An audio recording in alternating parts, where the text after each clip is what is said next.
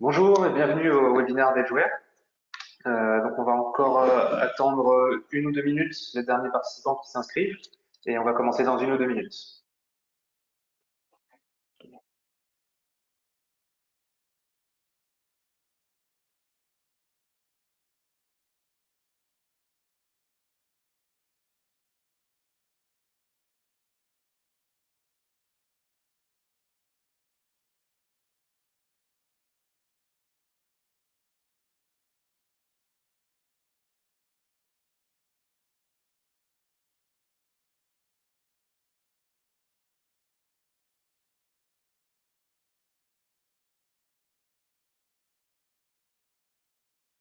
Voilà, donc merci d'avoir attendu. Donc on va tout de suite commencer le webinaire. Alors donc voilà, c'est le webinaire comme vous l'avez vu sur le sujet. Le RGPD a-t-il tué les données clients, notamment sur un focus data marketing avec des données B2C. Ce webinaire va durer environ 30 minutes. On va essayer de faire en sorte de tenir les 30 minutes en prenant quelques questions à la fin. Donc, n'hésitez pas, sur la console à votre droite de votre écran, normalement, vous pouvez poser des questions. Il y a un petit onglet questions. Vous pouvez vous adresser des questions qu'on essaiera de prendre à la fin. Si on ne peut pas y répondre, on reviendra vers vous après par écrit par la suite. Et on vous enverra aussi du coup la présentation par la suite, aujourd'hui ou demain maximum. Alors, on va tout de suite commencer à se présenter. Alors, quelques mots sur Edgeware. Donc, Edgeware, en fait, ce sont plusieurs experts du traitement de la donnée de contact nominatif qui se sont regroupés. Et ils ont développé une technologie d'anonymisation qu'ils ont brevetée et qui est surtout qui prend toute sa pertinence avec le rôle de tiers de confiance du numérique. On aura le temps d'en parler un petit peu en fin de webinaire. C'est pas le sujet tout de suite. D'abord, je vais laisser Jean-Michel Moulier, qui est un des fondateurs d'Edgeware, se présenter son parcours, qui était aujourd'hui ici à côté de moi. Bien, écoutez, bonjour à toutes et à tous et merci de participer à ce second webinaire par rapport à la semaine dernière. J'espère que vous êtes nombreux, je vois que vous êtes 8 à peu près, je crois. Donc effectivement, comme David l'a dit, nous sommes des experts dans le traitement de la donnée de contact. Nous avons déposé et nous nous basons sur une technologie d'anonymisation brevetée qui tombe très bien d'ailleurs au moment où on parle de plus en plus du RGPD qui a pas mal effrayé les gens, et on en dira tout à l'heure. Et en plus, nous sommes effectivement membres de la FNTC, c'est la société qui regroupe les tiers de confiance du numérique. Voilà, on ne peut pas aujourd'hui parler de data sans parler de technologie, on y viendra.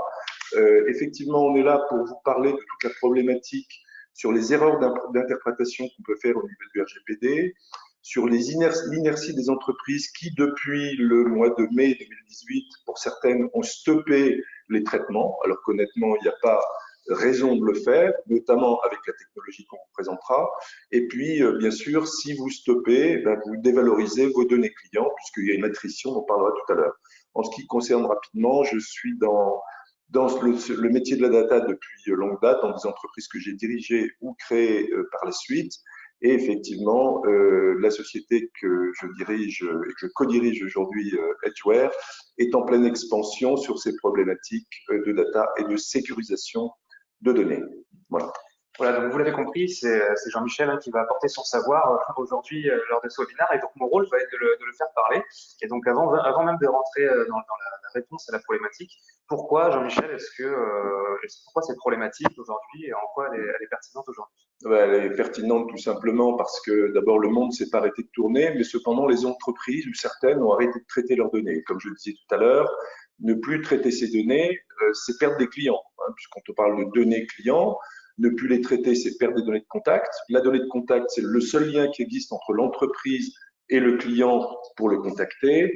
Au moment où effectivement on est de plus en plus dans la digitalisation et on voit pas ses clients au comptoir, que ce soit des banques, des assurances ou toute forme de commerce, il est important d'établir une relation, qu'elle soit digitale, physique ou au travers des différents canaux. Donc ce qu'on va vous expliquer effectivement, c'est que il y a un certain nombre d'erreurs qui sont commises en disant on ne peut plus rien faire, ce qui est faux, on va vous le prouver par A plus B, non pas seulement par ce qu'on dit. Et puis encore une fois, surtout n'arrêtez pas de le faire parce que si vous le faites, il y a une attrition dans vos bases. Et voilà, que ce soit la prospection ou la donnée client, il faut continuer à traiter et enrichir. Alors pour répondre du coup à cette problématique, le RGPD a-t-il tué les données clients? Tout d'abord, On va voir en quoi est-ce que traiter ces données personnelles, c'est important. On va tout d'abord définir un peu ce que sont ce qu'on entend par type de données personnelles, pourquoi les mettre à jour c'est important, pourquoi les enrichir c'est important. Ensuite, nous allons voir, ça va être un petit peu technique, un peu juridique, les impacts du RGPD au niveau légal, qu'est-ce que c'est venu changer sur les traitements actuels et est-ce que nous on a constaté dans la mise en pratique suite à ce RGPD depuis maintenant un an. Et enfin, nous allons voir, ouvrir sur les solutions qui sont déjà comprises dans le texte du RGPD. On parle d'anonymisation ou de pseudonymisation, on va voir la différence, on va voir ce qu'en dit la CNIL, on va voir qu'est-ce qu'un tiers de confiance vient apporter par rapport à ces solutions qui sont déjà présentes dans le RGPD, et qu'est-ce que ça a ouvert en fait, ces nouvelles solutions en termes de pratiques marketing aujourd'hui, qu'est-ce qui peut se faire. Alors tout d'abord, Jean-Michel, quels sont les différents types de données personnelles? Il y a plusieurs types de données, qui soient personnelles ou que soient des données froides ou des données chaudes. On les classe déjà dans ces deux catégories. Donc, dans les données froides, vous avez les données de contact. Une donnée de contact, c'est quoi? C'est une donnée qui permet de contacter une personne. Donc, c'est avec le nom, les numéros de téléphone, les adresses email, l'adresse postale, etc. Donc, c'est, je dirais, presque le socle de tout CRM. On peut avoir toutes les données qu'on veut, que je vais vous décrire tout à l'heure. Si vous n'avez pas la donnée de contact, ça ne sert pas à grand-chose, puisque le but d'un CRM, c'est bien de rentrer la relation avec votre client ou votre prospect. La deuxième catégorie de données, ça va être les données sociodémographiques. Donc là, ça va être des choses assez classiques comme le sexe, l'âge, la profession, qui sont des données excessivement importantes et très discriminantes pour les opérations de relations clients. Les données comportementales, après, c'est celles qui permettent de qualifier un individu et qui sont obtenues à partir de l'observation d'un comportement avéré. Ça peut être un achat, ça peut être un questionnaire, ça peut être un certain nombre de choses qui vont décrire un individu, un comportement, éventuellement une visite, pourquoi pas sur un site web. Donc ça, ce sont les données froides, et après, vous avez les données chaudes. Les données chaudes, les premières, c'est ce que tout le monde souhaite avoir, c'est ce qu'on appelle les données d'intention. Les données d'intention, c'est par exemple, vous allez acheter une maison. Donc c'est un acte important qui d'abord va vous faire changer de zone géographique. Hein. Donc là, il va falloir s'adresser à vous pour vous proposer tout ce qu'il peut y avoir autour de votre lieu géographique. Mais c'est aussi le moment, évidemment, le prêt est peut-être déjà fait, mais de changer ses assurances, etc., etc. Ce sont des éléments très importants pour les banques, les assurances, pour les énergéticiens qui vont vous proposer leur nouvelle offre que vous n'avez pas encore, ou si vous les avez eues, ben en tout cas, ils seront là quand même. Et puis la dernière catégorie de données, c'est ce qu'on appelle les données émotionnelles ou psychosociologiques, qui vont effectivement être faites à partir de l'analyse de votre comportement sur les réseaux sociaux, par exemple, ou d'autres choses, ou des capteurs, ou bientôt, demain, ce qui va être embarqué. Voilà les types de données. Je dirais que les données essentielles, avant tout, c'est la donnée de contact. Vous pouvez rentrer ce que vous voulez dans votre CRM, si vous n'avez pas de données de contact, je dirais que ça ne sert pas à grand-chose. Hein. Donc, c'est la première étape, c'est de s'assurer que les données de contact qui sont le lien entre vous et votre consommateur, qui permettent d'identifier les individus et de les relier à d'autres types d'informations. En tout cas, sans ces données, effectivement, il va vous être complètement impossible d'établir ce qu'on appelle une politique de marketing ou de relation, je dirais, avec votre client. D'abord, on parle du client, donc c'est quelqu'un à qui vous avez déjà des choses, vous avez un contrat, il est abonné, c'est un client, mais également, pourquoi pas, au niveau de vos prospects, bien entendu. Voilà, donc est-ce qu'on peut dire en fait que si on n'a pas les données de contact, on peut faire simplement juste des statistiques en fait. On ne pourra rien faire d'autre si on n'a pas les données de contact pour les lier aux ces autres types de données personnelles. Bien sûr, toutes les statistiques que vous allez pouvoir faire dans les méthodes classiques de data mining, maintenant on appelle plutôt ça data scientist, ça vous permet de faire des analyses classiques de RFM, par exemple récence, fréquence, montant, où vous allez catégorifier ou donner une note ou un point à un client en fonction de la récence, c'est-à-dire la dernière fois qu'il vous a acheté quelque chose, la fréquence, combien de fois, et le montant, ou le monétaire, c'est-à-dire le type. Donc ça, c'est des analyses classiques, mais qui sont toujours bonnes. On appelle ça le panier moyen dans la grande distribution, où effectivement, on analyse l'achat d'un individu, et en fonction de ça, on va lui pousser les offres qui vont bien. Voilà, donc c'est effectivement excessivement important de relier ces données, mais comme le disait David, vous pouvez faire les scorings que vous voulez et les analyses que vous voulez. Si vous ne le reliez pas à un moment à un individu, donc à une donnée de contact, c'est un peu quelque chose qui est foutu en l'air, hein, puisque le taux d'attrition, on va en parler, ça va vite. Voilà. On enchaîne directement sur la suite. Donc maintenant qu'on a défini vraiment l'importance des données de contact parmi toutes ces données personnelles, on va voir en quoi est-ce qu'il est important de mettre à jour et enrichir ces données. Et tout d'abord, sur la mise à jour uniquement, Jean-Michel, tu dis souvent, j'ai repris une de tes phrases, c'est toutes les données sont périssables à l'exception de la date de naissance. Oui. Est-ce que tu peux nous en dire un peu plus avant de nous parler de l'attrition et des données erronées? Tout à fait. Alors, je vais vous en parler. Juste une chose, si vous avez des questions, commencez à les poser sur le petit onglet, on y répondra à la fin, mais c'est important qu'on ait ce lien, puisqu'on se, vous nous voyez peut-être, mais en tout cas, on ne s'entend pas. Mais c'est bien d'établir un dialogue. D'ailleurs, ça s'appelle le CRM. Et surtout, j'espère que vous reviendrez vers nous après ce webinaire. Oui, donc pourquoi mettre à jour et enrichir ces données et pourquoi mettre à jour les données clients? Tout simplement parce que les données de contact, c'est périssable. Hein, c'est-à-dire pourquoi c'est périssable, et David l'a dit tout à l'heure, c'est ce que je dis, toutes les données sont périssables à l'exception de la date de naissance, et ça c'est vrai. C'est-à-dire que chez un individu, quel qu'il soit, homme, femme, vous pouvez changer de prénom, vous pouvez changer d'adresse, vous pouvez changer de numéro de téléphone, vous pouvez changer d'email, de pas mal de choses. Mais il y a une chose dont vous ne changerez jamais, c'est la date de naissance. L'âge, bien entendu, hélas, peut-être, on en change tous les ans, mais la date de naissance, c'est quelque chose qui vous suivra toute votre vie et qui est excessivement important. Tout le reste, ça bouge. Pourquoi ça bouge? Prenons un exemple. En France, il y a environ 26 millions de foyers. On estime qu'il y a environ 10% de cette population qui déménage. Effectivement, il y a plutôt les jeunes déménagent plus que les seniors, mais ça fait quand même 2,5 millions, 3 millions à 3 millions de mouvements par an, ce qui fait 250 000 par mois, je vous laisse imaginer.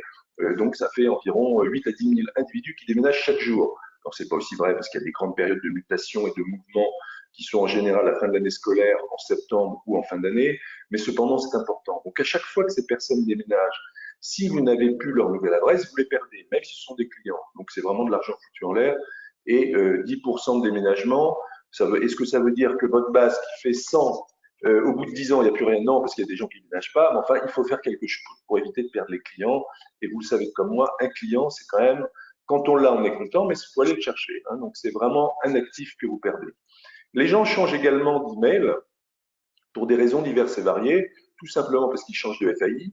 Tout simplement parce qu'ils évoluent. Au départ, ils avaient souvent un prénom, une date de naissance, éventuellement une année de naissance, et puis un truc à Gmail ou etc. Et puis quand ils sont plus, quand ils deviennent adultes, ils vont avoir un email plus classique, ou alors ils vont changer complètement de FAI, de box, ce que vous voulez. Donc là aussi, il y a une attrition.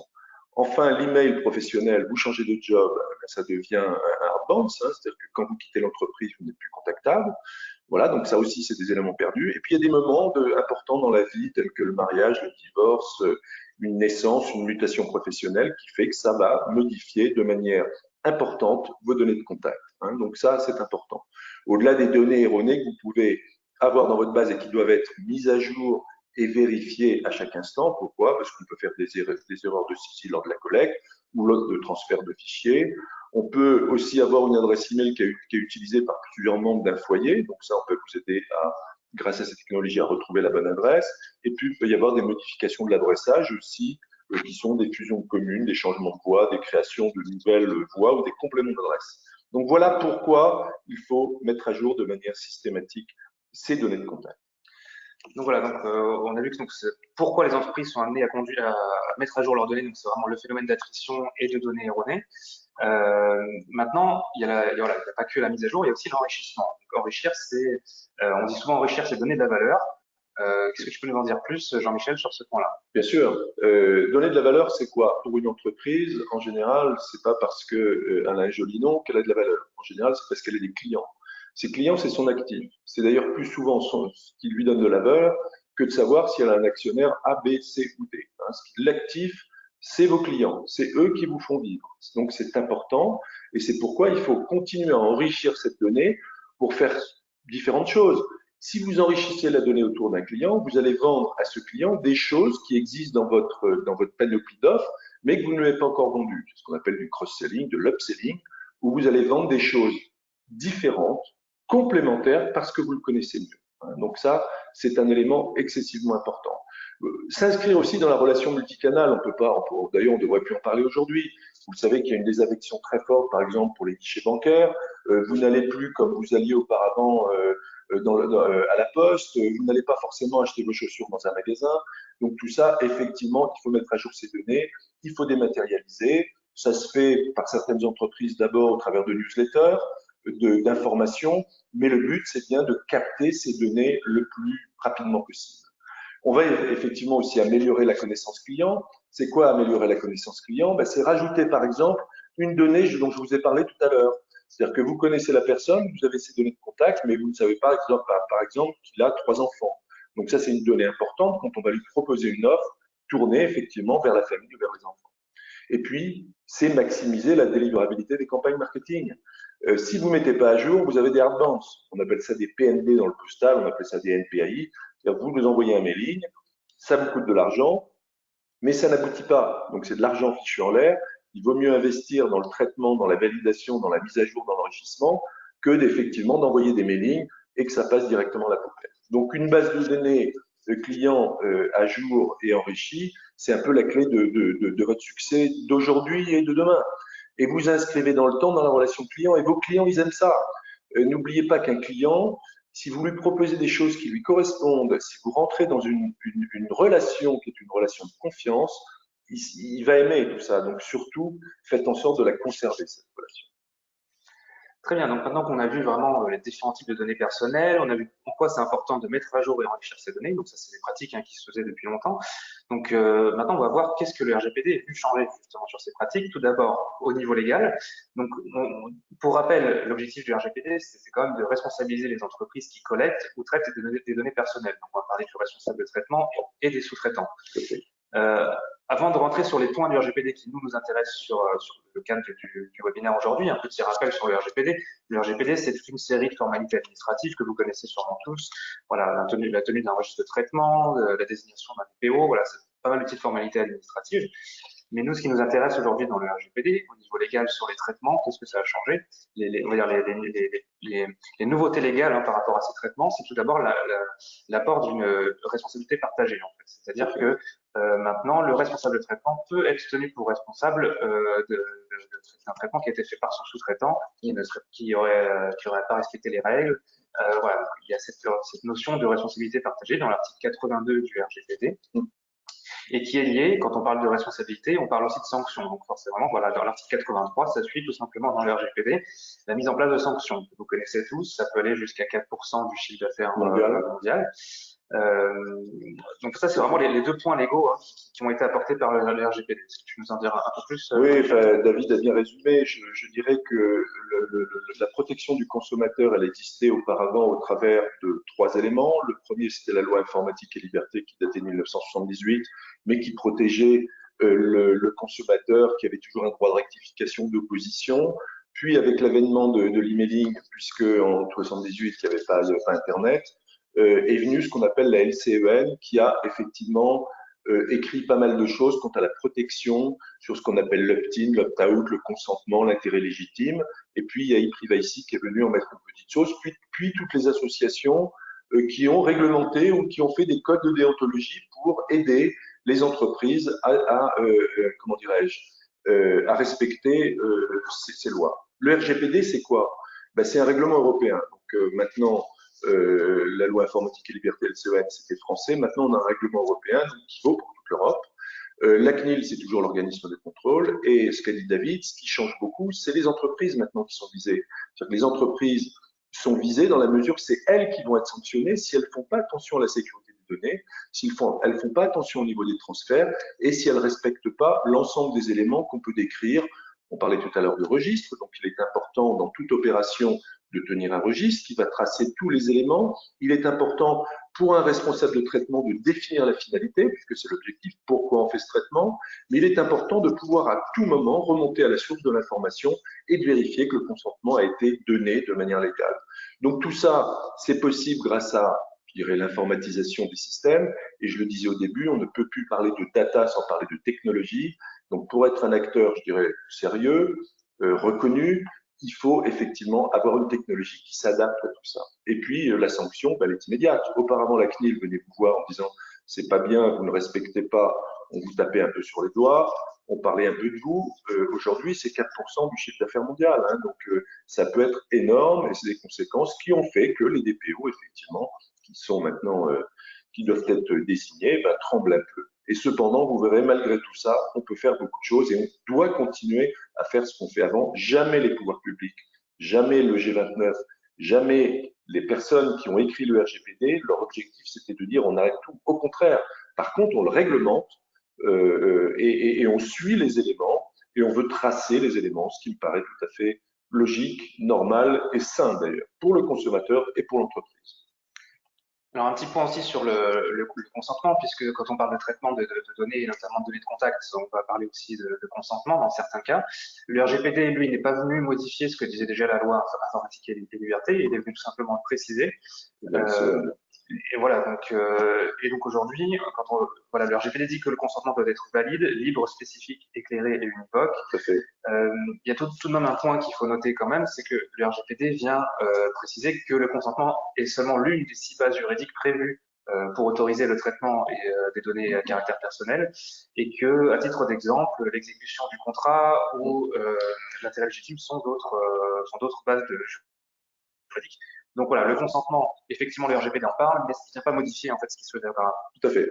Juste une chose, en vous autorisant ou en autorisant un consentement, le consommateur, c'est qu'il vous donne confiance. Hein, il vous donne un droit d'utilisation. Il ne vous donne pas vos données, vous n'êtes pas propriétaire de ces données. Il n'y a que lui d'ailleurs qui en est, je dirais, propriétaire entre guillemets. Mais cependant, il en est tellement propriétaire que quand il vous donne un droit d'utilisation, il peut le retirer. Il peut vous dire, OK, il y a un opt-in qui vous a été donné pour ce droit d'utilisation, mais cependant, s'il ne veut plus travailler avec vous ou si vous l'agacez un peu, il peut retirer ce consentement et vous n'aurez plus le droit de l'utiliser. Le consentement, il doit être valide. Ça veut dire quoi, valide? C'est-à-dire qu'il ne faut pas prendre des chemins en biais pour avoir un consentement.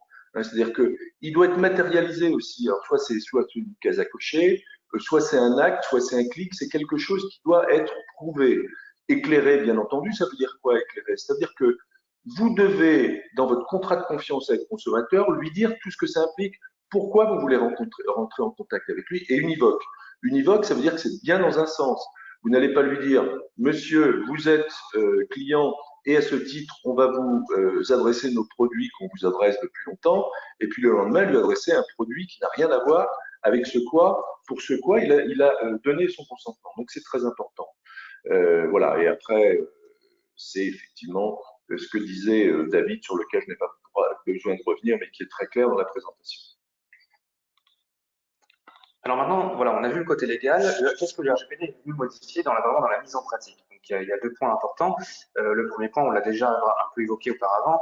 Toutes les mesures légales qu'on vient de voir, en fait, qu'est-ce qu'elles ont fait? Elles ont fait en sorte que les traitements sont maintenant bloqués, pas partout, bien entendu, mais dans la plupart des entreprises, puisque voilà, il y a la responsabilité plus les sanctions. Du coup, c'est perçu comme un risque de la part des entreprises de confier sa base à un sous-traitant.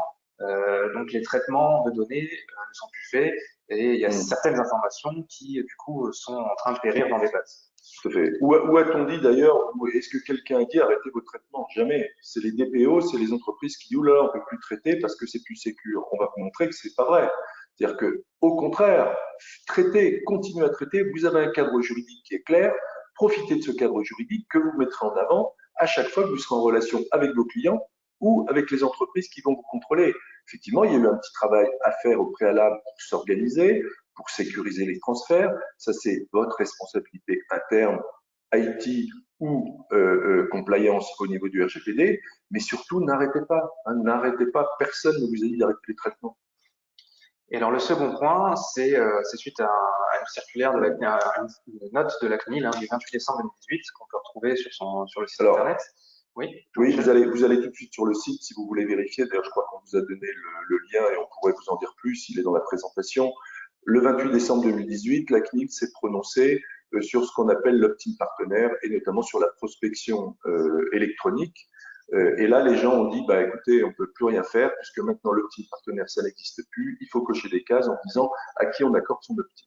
C'est vrai et c'est faux. C'est un peu vrai en termes de prospection, et encore, puisque c'est pas encore dans les faits, mais ça effraie les gens, mais c'est faux pour les clients. Dans la mesure où vous avez établi une relation, d'ailleurs vous lirez l'article, vous cliquez là sur le cnil.fr, la prospection commerciale par courrier électronique, vous lisez ce qu'il y a et après vous allez à la page suivante et vous verrez. Dans la mesure, il y a 2 exceptions à cette prospection électronique, c'est le caritatif et le client. Ça veut dire quoi? Ça veut dire que si vous êtes dans une base de données vous-même et vous avez une relation client, imaginons, je sais pas, je vais prendre une banque, vous avez une banque qui a vos coordonnées physiques, votre téléphone, mais qui n'a pas votre email. Mais c'est son client, vous êtes son client. Elle veut assurer la relation pour aller vous toucher sur l'ensemble des canaux tels qu'on montrait tout à l'heure. Eh bien, vous allez pouvoir, dans la mesure où vous retrouvez l'adresse email de cette personne, lui adresser un email et cependant, vous devrez, lors de la première communication, lui dire Monsieur le client, vous faites partie de la banque Tartampion. À ce titre, nous aimerions que vous participiez à notre newsletter et vous informer des évolutions et des produits. Si vous ne souhaitez pas, cliquez ici. C'est ce qu'on appelle le qui ne dit mot consent ou l'opt-out. Donc, ça se fait au niveau d'un pré-shoot. Donc, ne pensez pas que vous ne pouvez rien faire, même au niveau de l'email, même au niveau du mobile. Je dis bien, si vous êtes client, si la relation client est affirmée, vous pouvez le faire. Hein. Donc, ça, c'est vraiment très, très important. Et enlever de la tête de tous les gens qui sont autour de vous, de dire qu'on ne peut plus rien faire. Et s'ils le pensent, bah, écoutez, ils m'appellent. Je leur en parle, voilà, et j'ai des arguments, et c'est pas les arguments de Jean-Michel Bouillet, hein, je suis aussi administrateur du SNCD et administrateur de la Fédération nationale des tiers de confiance. On a planché sur ces sujets suffisamment pour vous donner toute la littérature et toutes les assurances qui vont bien. Mais il faut aussi dire que ce RGPD, ça a été aussi un truc, c'est pas méchant ce que je vais dire, mais les avocats se sont rués là-dessus en disant attendez, on va revoir tous vos contrats, vous pouvez plus rien faire. Et pendant ce temps-là, ben, on facture, et puis on fait plus rien. Et ça bloque tout le monde. Donc surtout pas, n'allez pas dans ce sens-là. Quand vous voyez quelqu'un qui vous dit vous pouvez plus rien faire, c'est faux. Fuyez ce genre d'argumentation. Enfin, en tout état de cause, c'est la mise en pratique aujourd'hui, c'est que la plupart des traitements sont quand même mis en stand-by et qu'il y a des données qui perdent en qualité. Donc, du coup, on va voir les solutions hein, qui étaient déjà elles-mêmes en fait évoquées dans le RGPD. Absolument. Tout d'abord, donc voilà, on va parler de l'anonymisation, de la pseudonymisation, donc comme des solutions. Qu'est-ce qu'en dit la CNIL? Déjà une petite définition. La CNIL nous précise bien que le terme d'anonymisation, quand on parle d'anonymisation de données, on parle d'opérations irréversibles. Et lorsqu'on parle de pseudonymisation, on parle d'opérations qui sont réversibles. C'est-à-dire qu'on peut revenir à l'identité des personnes. Ensuite, le groupe le G29, qui était le groupe au niveau européen qui a travaillé sur le RGPD. Sur les propositions qui n'existe plus, qui s'appelle le CFP. Et donc voilà, déjà à l'époque, ce G29 expliquait bien que les solutions d'anonymisation sont essentielles aujourd'hui pour de nombreux acteurs pour valoriser les informations qu'ils détiennent. Donc c'est bien le sujet hein, dont on parle aujourd'hui, hein, de valoriser les données clients. Ensuite, voilà, sur le RGPD lui-même, quand il parle, on vous dit que le RGPD parlait déjà de ces solutions. En fait, voilà, on vous a mis le texte, mais en résumé, le RGPD sur l'anonymisation, sur les données anonymisées, il dit en gros que les données anonymisées ne rentrent pas dans le cadre du RGPD. Voilà. C'est tellement sécurisé qu'il n'y a pas lieu d'appliquer les règles du RGPD lorsque les données sont anonymisées. Par contre, lorsqu'on parle de pseudonymisation, là, le RGPD s'applique. Donc, pour rappel, pseudonymisation, on revient à l'identité de la personne, mais le RGPD l'encourage quand même, parce que voilà, c'est deux choses différentes, hein, c'est deux besoins différents en fait, hein, de pouvoir revenir à l'identité de la personne ou pas. Mais lorsqu'on a besoin, le RGPD l'encourage et dit clairement que c'est une possibilité de remplir ses obligations en matière de protection des données. Donc voilà, quand on vous dit que ces solutions étaient déjà présentes dans le RGPD, c'est le cas. Maintenant, comment est-ce que ça s'articule? Qu'est-ce qu'on peut faire avec ces solutions? Alors, juste une petite chose, pourquoi l'anonymisation, le RGPD ne s'applique pas? Tout simplement parce que ce n'est pas une donnée personnelle, puisque c'est anonyme. Hein. Donc, le RGPD, c'est la réglementation générale pour la protection des données personnelles. Donc, si c'est anonyme, ce n'est pas une donnée personnelle. Pseudonyme, c'est une donnée personnelle parce que c'est une donnée qui a été anonymisée, mais où il y a un lien établi avec un identifiant qui permet de revenir à l'origine, tout simplement. Donc, la pseudonymisation ne contourne pas le RGPD, on l'applique, mais la pseudonymisation est tout à fait mise en avant par le RGPD comme une technique de protection dans les transferts de données que l'on va pouvoir faire, et on va en parler immédiatement. Je vous l'ai dit tout à l'heure, ce qui est important dans le traitement des données, c'est quoi? C'est le responsable de traitement, souvent c'est le client qui veut faire quelque chose, vous, annonceur, vous avez une action pour traiter vos données, vous voulez les mettre à jour. Et puis de l'autre côté, vous avez des partenaires qui souvent sont ce qu'on appelle les sous-traitants, qui vont compléter, qui vont mettre à jour, qui vont restructurer cette information pour la rendre la plus enrichie possible, la plus riche possible et la plus à jour possible par rapport aux données individuelles. Donc ça, ce sont des éléments importants. Et là, on est dans le cadre du RGPD. Donc, responsable de traitement, on dit la pseudonymisation, on essaye de faire en sorte qu'on l'utilise parce que ça sécurise les données. C'est quoi? C'est dire à un client tout simplement, monsieur le client, auparavant, vous sortiez l'ensemble de vos données en clair, c'est-à-dire votre base de données, et on traitait l'intégralité. Mais là, souvent, on l'envoyait. Alors, c'est quand même sur des sites, maintenant, ce sont des sites SFTP, non plus FTP, mais il y avait des risques quand même, parce que vous transfériez cette information avec des données personnelles. Donc, il pouvait y avoir des hackers, il pouvait y avoir des gens malveillants qui détournaient toute ou partie de ces fichiers ou qui pouvaient en faire un peu un abus. Donc ça, c'est proscrit. Donc nous, pour ce faire, on dit, monsieur le client, ne sortez plus vos données. On propose, le marché va proposer ce qu'on appelle une solution de chiffrement ou de hachage cryptographique qui va vous rendre vos données complètement illisibles et que vous pouvez transférer. À toute précision, on parle de représentation de vos données. C'est-à-dire que quand vous transférez vos données à un tiers de confiance, même à votre partenaire, il va travailler sur une représentation de vos données et pas sur vos données en elles-mêmes. C'est-à-dire qu'au lieu d'avoir Jean-Michel Mulliez, vous allez avoir une suite de ABC 213, toujours une suite de 32 caractères. Hein. Et cet ensemble qui a été chiffré, je passe un peu les détails parce que c'est un peu technique, on va le trouver, on va l'envoyer chez un tiers de confiance qui, lui, va avoir pour mission de comparer ces données hachées, chiffrées, protégées, sécurisées, à des données qui ont été protégées de la même façon pour voir si, effectivement, dans les diagnostics, il y a des choses qui peuvent vous intéresser en tant que client. Exemple, est-ce qu'on va pouvoir retrouver une personne qui a déménagé grâce à cette méthodologie sans sortir les données en clair? Ça doit rassurer vos managers, ça doit rassurer la direction. Est-ce qu'on va retrouver un numéro de téléphone qui a pu changer ou qui est incomplet ou qui n'existe pas? Est-ce qu'on va pouvoir trouver un email, etc., etc. Tout ça sécurisé, pseudonymisé chez le client, pseudonymisé chez le partenaire, anonymisé chez le tiers de confiance. Le tiers de confiance qui est au milieu du schéma, lui, il a absolument pas accès aux données. Les identifiants qui existent, ils sont pas chez lui, même s'il les a. Le lien, il se fait chez le client ou chez le partenaire, mais pas chez lui. Donc, vous confiez vos données à un tiers de confiance qui ne pourra pas en faire un usage abusé, abusif, mais cependant qui répondra à votre problématique. D'abord parce que souvent, ces gens-là sont sur des plateformes de big data avec des données tout à fait colossales. Voilà, donc c'est un peu la nouvelle manière dont on va traiter les données aujourd'hui. Ça existe dans certains pays, hein, de plus en plus d'ailleurs, et certains acteurs, on en parlera tout à l'heure, l'ont développé en France. Il n'y en a pas beaucoup. Et les actions possibles, ça va être la mise à jour de vos données, l'enrichissement de vos données, l'enrichissement de données de critères comportements différents. Là, je pense qu'il y a des gens qui connaissent bien le métier, mais imaginons que vous ayez une base de données avec des noms, des prénoms, mais il y a un comportement, il y a un critère que vous voulez obtenir sans sortir vos données. En général, quand on le fait, ça, on fait une déduplication avec un fichier où il peut y avoir des jumeaux et des ressemblants et on enrichit le critère. Eh bien là, non. Vous allez sortir votre base anonymisée, pseudonymisée, on va la comparer à une base pseudonymisée. Dès qu'il y a un match, on dit ce critère intéresse sans savoir, sans avoir eu en face les données personnelles, les données d'identité de votre client. Donc, c'est super intéressant.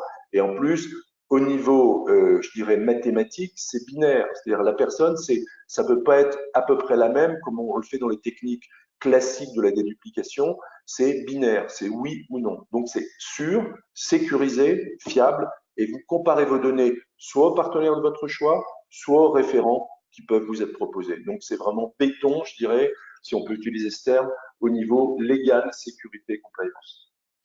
Voilà, donc ça, c'est la solution qui était déjà même en fait évoquée hein, dans le RGPD. Donc, c'est pas bien sûr décrite comme ça. Là, on vous décrit maintenant ce qui en découle hein, de cette lecture du RGPD, qui permet de répondre aux besoins vraiment qu'on vient de voir, de mettre à jour et d'enrichir les données. Maintenant, on s'est rendu compte que cette nouvelle façon de procéder a ouvert la porte vers de nouvelles pratiques marketing. Donc, tout d'abord, on va voir concernant les données clients. Parce que ça va au niveau des données clients, au niveau des données prospects et des données partenaires. Tout d'abord, sur les données clients. Donc, on vient de voir ce qu'on appelle, nous, data quality et profondeur des données, ça va être la mise à jour et l'enrichissement dont on vient de parler un peu, si ça peut aller plus loin. Ensuite, est-ce que Jean-Michel, tu peux nous parler un peu de la mutualisation des données internes voilà, qu'est-ce que ça a ouvert, cette nouvelle façon de faire pour ce cas d'usage? Alors, même dans les groupes, vous avez des sociétés avec des groupes où ils ont plusieurs bases de données, ils ne veulent pas les faire communiquer parce qu'ils ne veulent pas que les données communiquent. Eh bien, nous, on peut faire grâce à ça, enfin, les acteurs qui utilisent cette technologie peuvent effectivement faire ce qu'on appelle un référentiel unique entre filiales. On est même, enfin, avec ces technologies. On va même, je ne sais pas si c'est parlant pour certains, jusqu'au KYC. Le KYC, ça veut dire Know Your Customer, qui est quelque chose qui est excessivement utilisé pour les banquiers et les assureurs. Donc, on est vraiment dans quelque chose de très nouveau, très innovant, toujours en termes de sécurité.